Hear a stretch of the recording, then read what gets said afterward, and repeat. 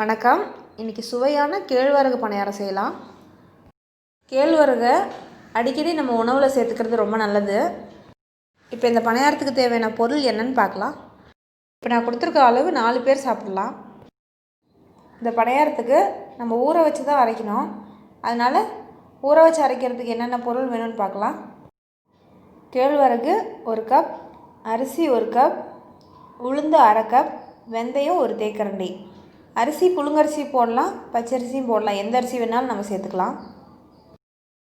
அதுக்கப்புறம் இந்த மாவில் கலக்கிறதுக்கு தேவையான பொருள் சின்ன வெங்காயம் 20, அப்புறம் காய்கறிகள் எது விருப்பமோ அது சேர்த்துக்கலாம்.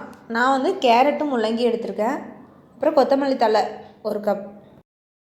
இந்த கலந்துக்கிறதுக்குன்னு சொன்ன சின்ன வெங்காயம், காய்கறி, கொத்தமல்லி தழை எல்லாமே மாவில் அப்படியே சேர்த்துக்கலாம். அப்புறம் இதில் கொஞ்சம் தாளித்து விடுறதுக்கு எண்ணெய் தேவையான அளவு, கடலைப்பருப்பு, உளுத்தம்பருப்பு 1 தேக்கரண்டி, பச்சை வேர்க்கடலை 2 தேக்கரண்டி, கருவேப்பிலை 2 இனுங்கு, இஞ்சி சிறிதளவு, மிளகாய் காரத்துக்கு ஏற்ற மாதிரி, உப்பு தேவையான அளவு. இப்போ மாவரைக்க தேவையான கேழ்வரகு, அரிசி, உளுத்தம்பருப்பு, வெந்தயம் இதெல்லாம் 2 டைம் கழுவிட்டு ஒரு 4 மணி நேரத்துக்கு ஊற வச்சிடலாம். இப்போ 4 மணி நேரம் ஆயிடுச்சு. இனிமேல் இது எல்லாத்தையும் கலந்து அரைச்சி வச்சிடலாம். இந்த மாவு அரைச்சதுக்கப்புறம் ஒரு 8 மணி நேரம் புளிக்க வச்சா தான் பணியாரம் நமக்கு பஞ்சு மாதிரி வரும். மாவு நல்லா பொங்கிடுச்சு. இனிமேல் இது பணியாரம் ஊற்றுறதுக்கு தேவையான பொருளெல்லாம் இதில் கலந்துடலாம். இந்த பணியாரத்துக்கு விருப்பப்படுற காய்கறிகளை எடுத்து நறுக்கி வச்சுக்கலாம். நான் கேரட்டும் முள்ளங்கியும் எடுத்திருக்கேன். இப்போ நறுக்கி வச்ச வெங்காயம், கேரட், கொத்தமல்லி தலையெல்லாம் அப்படியே பச்சையாகவே மாவில் சேர்த்துக்கலாம். நான் முள்ளங்கியை மட்டும் வதக்கும் போது சேர்த்துக்கிட்டேன்.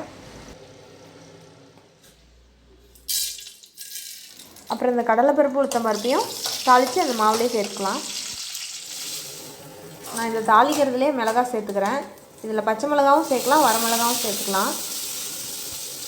மிளகாய் ஏன் தாளிக்கும் போது சேர்த்துறேன்னா அதனோட காரம் அப்போ தான் எல்லா இடத்துக்கும் பரவும். அதனால தான் எண்ணெயிலே சேர்த்துக்கிறேன். இப்போ பருப்பு நல்லா செவந்துருச்சு. இந்த சமயத்தில் நான் முள்ளங்கியை சேர்த்துக்கிறேன். நம்ம மாவு அரைக்கும் போதே மாவுக்கு தேவையான உப்பு போட்டுறணும். இப்போ இந்த காய்க்கு தேவையான உப்பு மட்டும் சேர்த்துக்கலாம். இதை நல்லா தாளிச்சிட்டு கலந்து வச்ச மாவுலேயே இதையும் சேர்த்துக்கலாம்.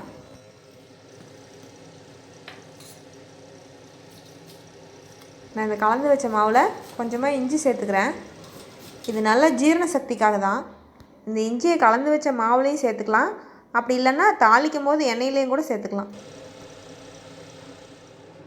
இப்போ பணியார சட்டி சூடானதும் அதில் எண்ணெய் ஊற்றிக்கலாம்.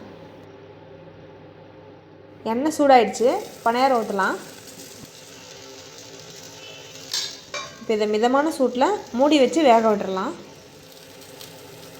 இப்போ இந்த பணியாரம் ஒரு பக்கம் வெந்துடுச்சு. இன்னொரு பக்கம் திருப்பி போட்டுடலாம்.